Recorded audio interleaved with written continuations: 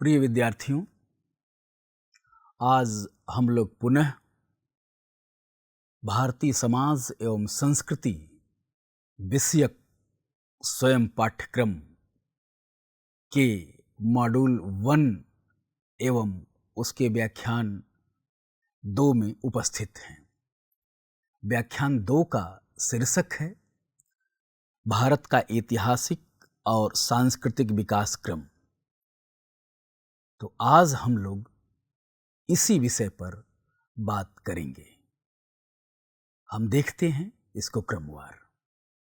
इस पाठ्यक्रम के इस व्याख्यान अंतर्गत आज जिस पर हम लोग बात करेंगे उसमें शामिल है इसकी विकास यात्रा का परिचय, प्राचीन भारत में सिंधु सभ्यता, वैदिक काल, मौर्य काल, गुप्त काल, मध्यकाल, औपनिवेशिक प्रभाव, पुनर्जागरण, स्वतंत्रता आंदोलन और संस्कृति, स्वतंत्रता के बाद का भारत एवं निष्कर्ष।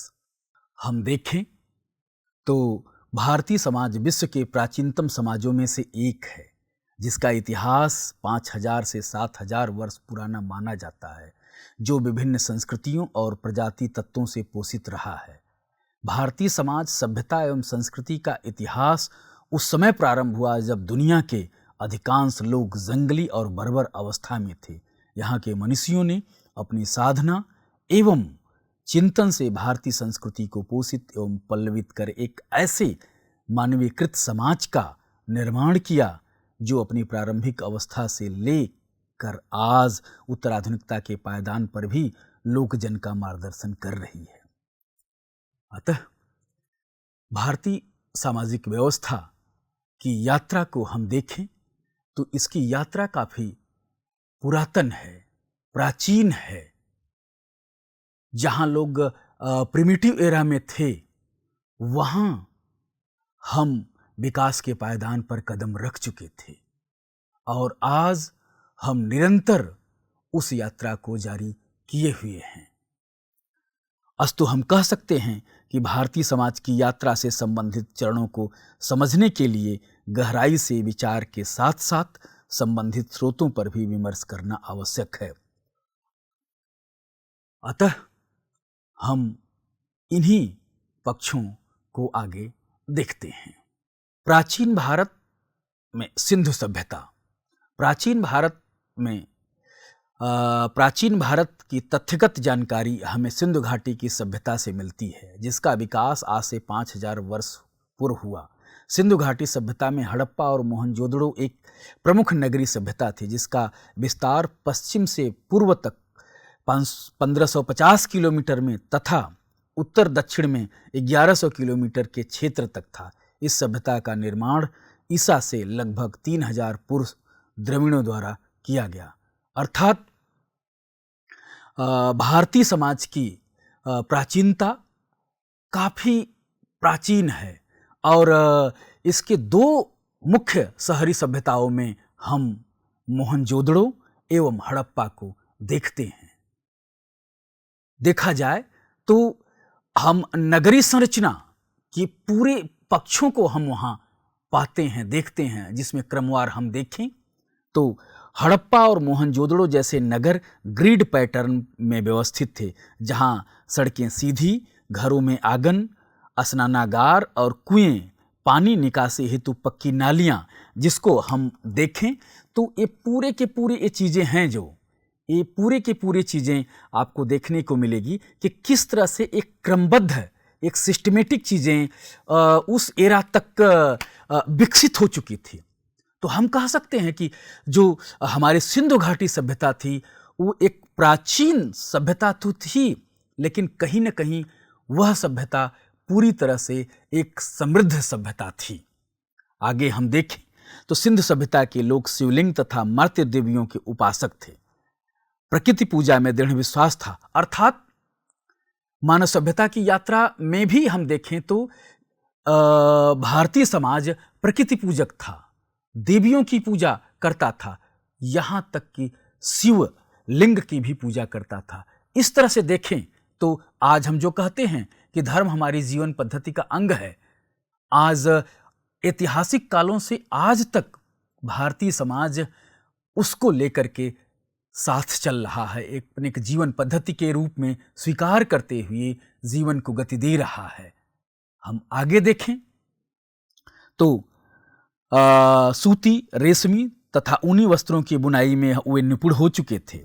गीत संगीत के साथ साथ जो दैनिक वस्तुएं थीं, उन दैनिक वस्तुओं में कुल्हाड़ी, भाला, दैनिक उपयोग की चीजें जितनी थी वो सारी विकसित हो चुकी थी। इस तरह हम कह सकते हैं कि भारतीय समाज की यात्रा में सिंधु घाटी सभ्यता एक महत्वपूर्ण सभ्यता थी, जो अपनी अवस्था में एक समृद्ध सभ्यता के रूप में जानी जाती है।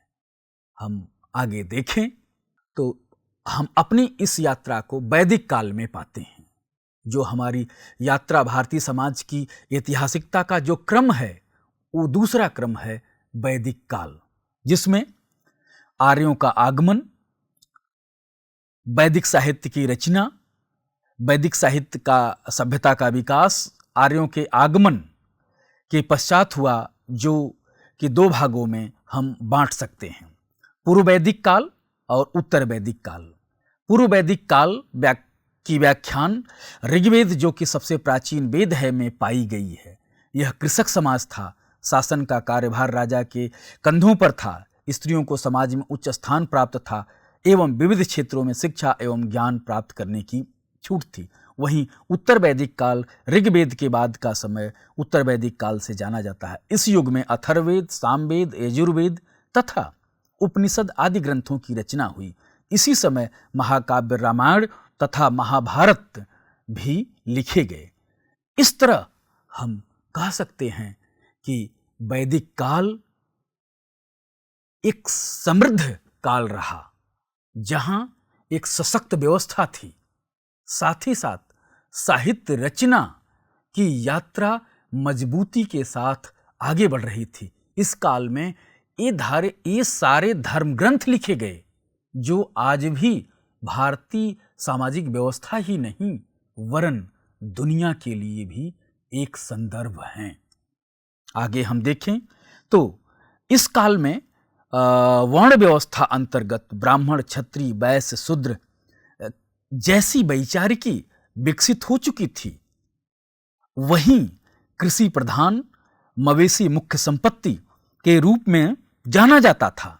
लेकिन कहीं न कहीं इन सब के बावजूद भी यह काल एक सशक्त काल था। हम आगे देखें तो मौर्य काल को देखते हैं, जिसमें मौर्य काल को भारतीय इतिहास का पहला केंद्रीकृत साम्राज्य माना जाता है, जिसके प्रशासनिक ढांचे का कौटिल्य के अर्थशास्त्र में विस्तृत वर्णन किया गया है। सम्राट अशोक ने अपनी धम्म नीति के माध्यम से शासन को एक नैतिक आधार प्रदान करने का प्रयास किया, जिसमें धार्मिक सहिष्णुता, लोक कल्याण और अहिंसा पर जोर दिया गया। इसके प्रमुख शासकों में चंद्रगुप्त मौर्य, बिंदुसार और सम्राट अशोक शामिल थे। मौर्य साम्राज्य अपनी केंद्रीकृत शासन प्रणाली और जन कल्याणकारी कार्यों के लिए जाना जाता था, जिसकी जानकारी कौटिल्य के अर्थशास्त्र और अशोक के शिलालेखों से मिलती है। अर्थात मौर्य काल कहीं न कहीं एक व्यवस्थागत पक्षों में काफी मजबूती तक पहुंच चुका था। और इस काल में हम जो एक भेद की वैचारिकी पिछले कुछ कालों में उत्पन्न हुई थी, यहीं से हम उस भेद की वैचारिकी को समाप्त करने के प्रयास को भी देखते हैं। अर्थात एक समन्वयकारी व्यवस्था को भी हम यहीं से देखते हैं। हम आगे देखें गुप्त काल, जिसे मानव सभ्यता की यात्रा में स्वर्ण युग के नाम से भी जाना जाता है। इस युग में विज्ञान, गणित, साहित्य और कला में उल्लेखनीय उपलब्धियों के कारण गुप्त काल को अक्सर भारत का स्वर्ण युग कहा जाता है। आर्यभट्ट और कालिदास जैसे प्रख्यात हस्तियों ने भारत की बौद्धिक परंपरा को नई ऊंचाइयों तक पहुंचाया। इस दौरान प्रतिसत्ता और वर्ण व्यवस्था और भी मजबूत हो गई, जिससे अस्थायी सामाजिक असमानताएं और मजबूत हुई।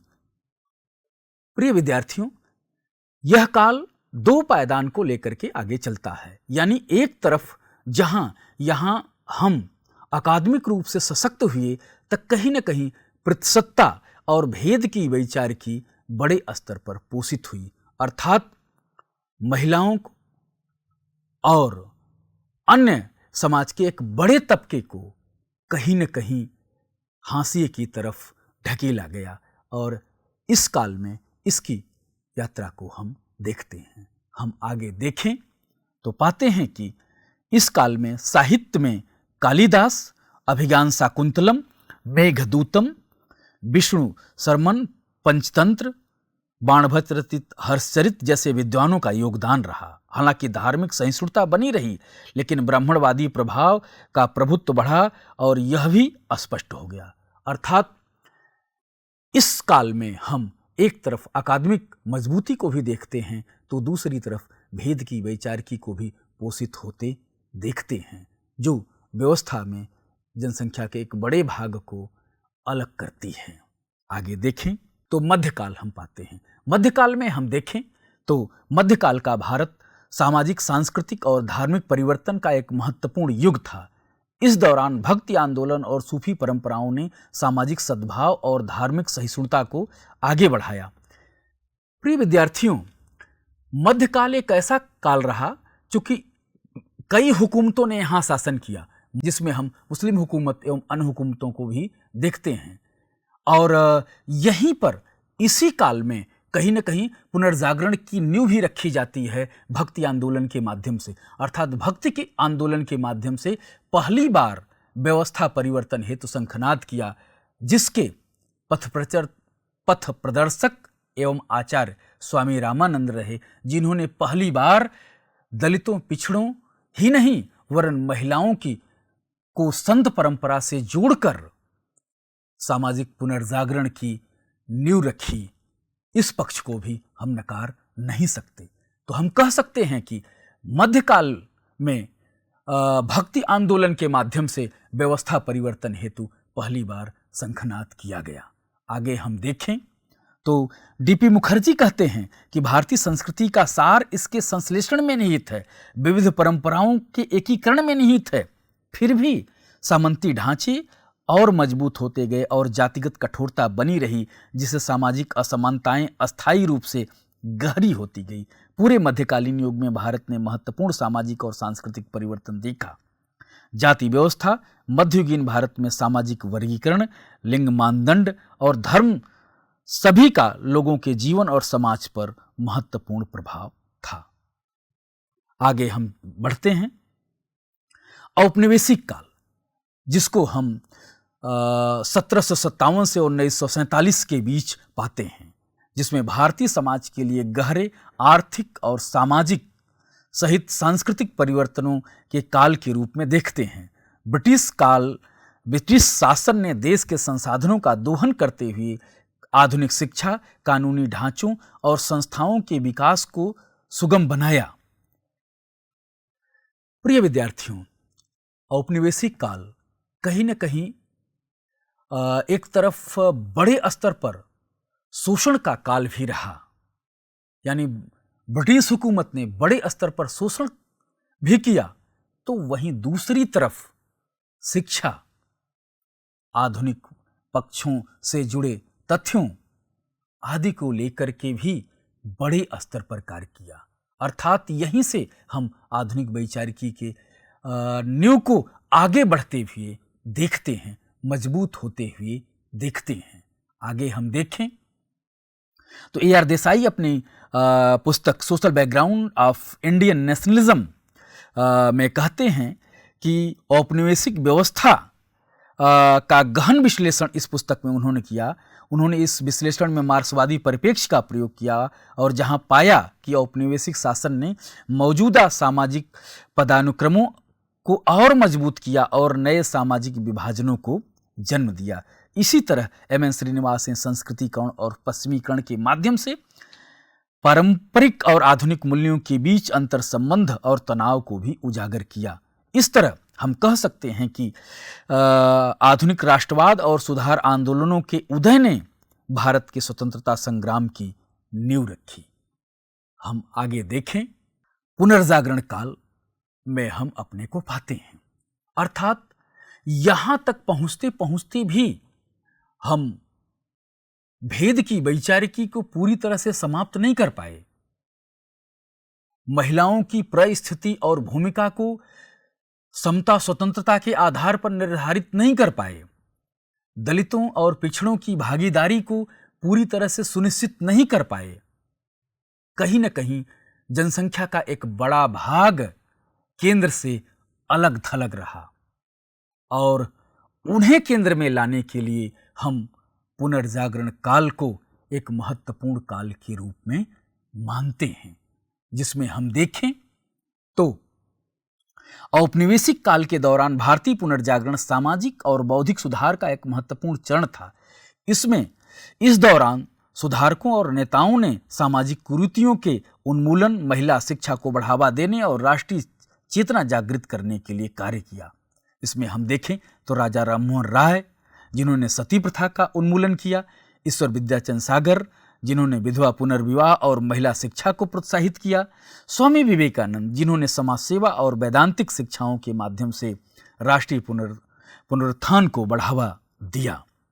इसके साथ साथ महात्मा ज्योतिबा फुले, दयानंद सरस्वती, अंबेडकर और गांधी ने हाशिए के लोकजन को केंद्र में लाने के लिए बड़े स्तर पर सार्थक प्रयास किया। अर्थात यह काल कहीं न कहीं व्यवस्था परिवर्तन का काल था। इस काल में महिलाओं सहित दलितों और पिछड़ों की स्थिति काफी सुदृढ़ हुई, जिसमें इन महान समाज सुधारकों का बहुत बड़ा योगदान रहा है। हम आगे बढ़ें तो पाते हैं कि स्वतंत्रता आंदोलन और संस्कृति में हम देखें तो स्वतंत्रता आंदोलन ने भारत को राजनीतिक और सामाजिक रूप से नया मार्ग दिया, जिसमें महात्मा गांधी, पंडित नेहरू और भीमराव अंबेडकर के नेतृत्व में भारतीय समाज ने सामाजिक राजनीतिक संघर्ष के माध्यम से स्वतंत्रता और न्याय की स्थापना की। गांधी ने अहिंसा और सत्याग्रह के सिद्धांत अपनाए, नेहरू ने आधुनिक राष्ट्रवाद की नींव रखी, वहीं अंबेडकर ने दलितों और कमजोर वर्गों के अधिकारों के लिए संवैधानिक सुरक्षा सुनिश्चित की। अतः हम कह सकते हैं कि इस काल में संवैधानिक प्रावधानों के माध्यम से व्यवस्था परिवर्तन के साथ साथ केंद्र से अलग थलग पड़े लोकजन की परिस्थिति एवं भूमिका को केंद्र में लाने का सबसे बड़ा और सशक्त प्रयास रहा है। आगे हम देखें तो स्वतंत्रता के बाद 1947 के बाद भारत ने स्वतंत्रता प्राप्त की, एक और लोकतांत्रिक राष्ट्र के रूप में अपनी पहचान स्थापित की। संविधान के माध्यम से मौलिकता, सामाजिक न्याय और समानता की मजबूत नींव रखी गई। और इसी कालखंड में हम देखें तो पंडित नेहरू के नेतृत्व में औद्योगिकरण, विज्ञान और शिक्षा के क्षेत्र में महत्वपूर्ण प्रगति हुई। सामाजिक सुधारों के अंतर्गत महिलाओं, ईसाइयों और अन्य सांस्कृतिक समुदायों की अधिकारों की सुरक्षा सुनिश्चित की गई। अर्थात स्वतंत्रता के बाद हम देखें तो एक तरफ बड़े स्तर पर रोजगार के दरवाजे खुले, जिसमें आधुनिक रोजगार सम्मिलित रहे, वहीं प्रेम, बंधुत्व, समानता आदि के आधार पर एक ऐसी व्यवस्था संवैधानिक प्रावधानों के माध्यम से स्थापित की गई जहां सभी की भागीदारी सुनिश्चित हो। हम इस पक्ष को एक दोहे से और मजबूत करते हैं। काशी में ही जन्मे रसंत रैदास का एक दोहा बड़ा प्रचलित है, ऐसा चाहूं राज में जहां सबन को मिले अन्न, छोट बड़ो सब सम बसें, रविदास रहें प्रथम। अर्थात संविधान की प्रस्तावना में एक दोहे की पूरी बात समाहित है। अर्थात एक ऐसे राज्य की कल्पना हो जहां सारे लोग सुखी हों, सारे लोगों को भोजन और अन्न मिले, कोई दुखी ना हो। और संविधान भी इसी तरह के समाज की स्थापना पर बल देता है। हम आगे बढ़ते हैं। हम निष्कर्ष के तौर पर देखें तो हम पाते हैं कि भारतीय समाज की यात्रा एक मजबूत और सशक्त यात्रा रही है। सिंधु घाटी से लेकर वैदिक, मौर्य, गुप्त, मध्यकालीन, आधुनिक कालीन से लेकर धर्म और संस्कृति के बीच सभी ने संतुलन को आकार दिया। D P Mukherjee, G S Ghurye, N K Bose, Yogendra Singh, A R Desai, M N Srinivas और रोमिला थापर जैसे प्रख्यात समाजशास्त्रियों ने इस बात पर प्रकाश डाला है कि भारतीय संस्कृति की सबसे बड़ी ताकत इसकी विविधता, सहिष्णुता और अनुकूलनशीलता में निहित है। समकालीन भारत जातिवाद, असमानता, पर्यावरणीय संकट और सामाजिक विषमताओं सहित कई चुनौतियों का सामना कर रहा है, फिर भी यह प्रगति और नवाचार में निरंतर आगे बढ़ रहा है। इन मुद्दों को समझना और सामाजिक न्याय, समानता और सामाजिक मूल्यों पर आधारित समाधान खोजना हमारी जिम्मेदारी है। इस प्रकार भारतीय समाज का विकास केवल एक ऐतिहासिक प्रक्रिया नहीं है, बल्कि बदलते समय के साथ सीखने और अनुकूलन करने की एक सतत यात्रा है। प्रिय विद्यार्थियों, हम निष्कर्ष में देखें, इन पक्षों को हम समेटें तो पाते हैं कि भारतीय समाज की जो यात्रा है वो एक सशक्त यात्रा रही है। प्राचीनता से लेकर आज आधुनिकता के पायदान तक भी यह यात्रा लोगों को एक साथ लेकर चल रही है। हाँ, कुछ संकट रहे, कुछ अलगाव रहे, स्वार्थपरक शक्तियों ने उसको आगे बढ़ाने और तोड़ने का काम किया, लेकिन उसी बीच लोगों ने मिल करके उन चुनौतियों का सामना भी किया और उसी का परिणाम है कि आज भारत समृद्ध देश के रूप में अपने को स्थापित की हुई है। आज इतनी विविधताओं के बावजूद भी भारतीय समाज मजबूती के साथ अपनी यात्रा में गतिमान है। उन चुनौतियों को जरूर हमें ध्यान देना होगा और वो चुनौतियां हमारे आपके ही कंधे पर हैं। हमें ही उन चुनौतियों के लिए आगे आना होगा, समाधान खोजना होगा और उस समाधान में लोगों की जनभागीदारी को भी सुनिश्चित करना होगा। इसके कुछ संदर्भ भी हैं जिसको हमने इन किताबों से एक आधार बनाने की कोशिश की, जो आप लोगों के लिए एक महत्वपूर्ण संदर्भ के रूप में रहेगी और अन्य तैयारियों के लिए भी यह किताबें आपके लिए काफ़ी उपयोगी होंगी। धन्यवाद। आपने इस व्याख्यान के माध्यम से भारतीय समाज की यात्रा को समझा, आदिम अवस्था से लेकर आज स्वतंत्र भारत अर्थात इस आधुनिकता के पायदान तक को समझा, जाना। हमें विश्वास है कि यह आपके अकादमिक यात्रा को और सशक्त बनाएगा। आप सभी को पुनः धन्यवाद।